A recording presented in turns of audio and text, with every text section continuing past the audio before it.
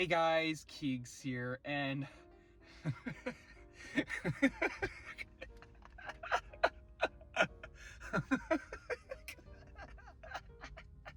I'm sorry.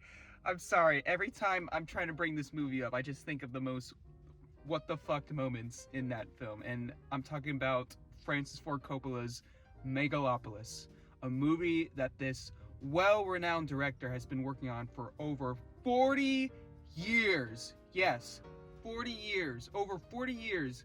This director has been making this film. He started making it right after Apocalypse Now. He's been on and off with changing the cast, the production, the crew. It was supposed to be released in the 90s. It was supposed to be released in 2001, but then 9/11 happened. It was supposed to come out in the late 2000s, then he just dropped it. Then he picked it up back in 2019 with a whole new cast, including Adam Driver, Shia LaBeouf, Jon Voight. The whole entire cast of this film is right in front of you. Is Megalopolis an experimental film, or is it a narrative? Because I have no idea what the fuck I just saw. I really do not understand what it's trying to say, what it's trying to explain. I love some of the filmmaking choices that Coppola was able to do for this feature film, but man, his brain is just fried. I feel like some of these choices he made was when he was high. Apparently he smoked a lot of weed while making this movie, and it can explain in certain scenes, especially certain dialogue too. The dialogue in this movie reminded me of The Room. Not The Room with Brie Larson, but Tommy Wiseau's The Room. There were moments where the writing was just so bad, it was fucking hilarious. It was the funniest thing I've ever seen. This movie is like if The Room had a budget. There was one reason why I wanted to see it. Not just because of the production history and Francis Ford Coppola, but because of the early screenings the film had back in May. Apparently, during one of the screenings, there was, I kid you not, a person in the audience going up to Adam Driver when the movie was playing, and he was asking him a question, and Adam Driver answered to that person. Now, I was trying to figure out if that was actually going to happen in my screening. Apparently it didn't, but I did catch when that was going to happen.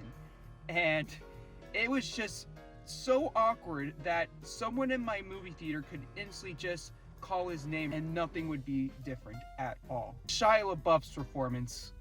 You know that clip where he's talking about how acting is like porn? Well, imagine if you stretch that into a full feature film with him in it. He portrays some sort of political figure that is trying to take down Adam Driver's character. He's basically the antagonist. Adam Driver's character can stop time, but he's dealing with the death of his late wife while crossfading on drugs, on alcohol. He's just all over the place. He's trying to speak like he's like a martyr, which I don't fucking understand what Coppola was trying to go for. Aubrey Plaza's character, Wow Platinum, acts as the secondary antagonist, where her over-the-top nature as a reporter and her dialogue and the way she was written is just a whole nother level of zaniness. And that's what I can describe this feature film as, just zaniness in the wrong direction. And I can't even spoil this movie, not just because I want to spoil it, because I don't know what to spoil. It's very difficult to explain moments that happen in this feature film, and then there are moments where there is a cool artistic shot or an artistic directorial decision, and then there are moments where the CGI just looks so fucking bad. And apparently Coppola actually fired his visual effects group and then hired a whole nother crew. And you could definitely tell by how this film looks. It needed more time with the effects, because some of the effects in this movie look really, really bad. Like really bad lighting effects. I'm not sure what he's trying to go for. Apparently this film took inspirations from the 1927 film Metropolis. That is a way better film explaining a futuristic city than this one I just saw. The ending reminded me of the ending to Star Wars Episode 1, The Phantom Menace. The way it was presented and how it felt like a happy ending and everyone was celebrating reminded me of the ending where everyone was celebrating on Naboo, and you see all the Gungans going on a parade and everyone's cheering, everyone's happy that they saved the day, they beat the bad guy, they beat Shia LaBeouf. I thought this movie was gonna have a dark ending or a destructive ending, because apparently the plot of this film is explained as a modern take of the fall of the Roman Empire. And I can't really see how Coppola was going to present that. There is a disaster scene found in this film, and it goes by really quick. It didn't leave as much of an impact than I thought it was going to be. There are moments where there are scenes that are being set up, or there is a conflict that is going on, and then they just brush it off to the side. There's a scene where Jon Voight has a boner. Why was this his decision? Like, this is coming from the director of the Godfather movies, followed by Apocalypse Now. And this film isn't up to those feature films. It doesn't live to those hype. It doesn't live up to any of Coppola's other works. This is just Coppola giving his final hurrah in the film industry.